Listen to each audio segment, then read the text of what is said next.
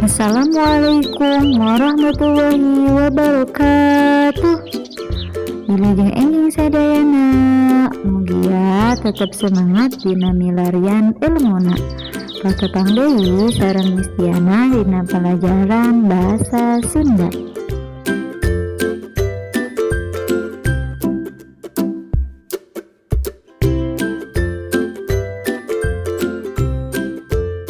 Dina dinten ayeuna ulang diajar ngenaan kecap barang.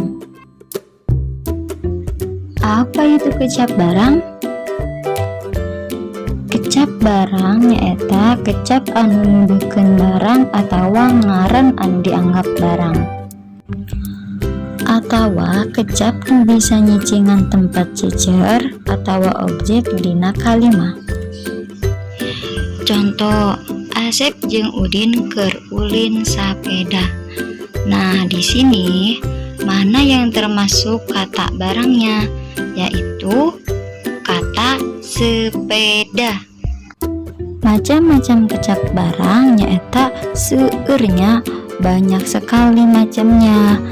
Yaitu contohnya ngaran barang aya di jero imah.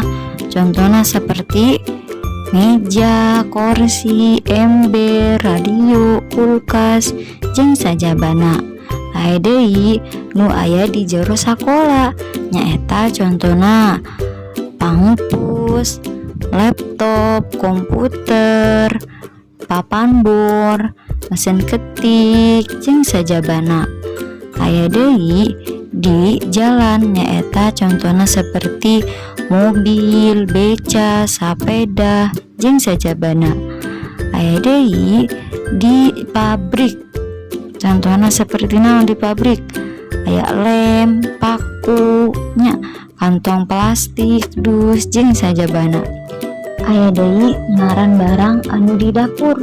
Contohna seperti katel, kompor gas, suluh, hawu, cangkir, embernya, jeung sajabana.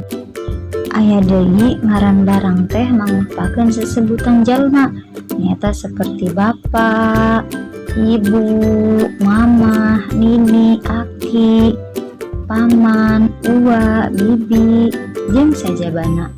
Aya deui ngaran barang teh sapertikeun ngaran sasatuan.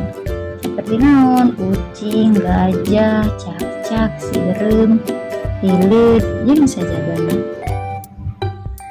Cukup sekian untuk pembelajaran hari ini. Semoga bermanfaat. Wassalamualaikum warahmatullahi wabarakatuh.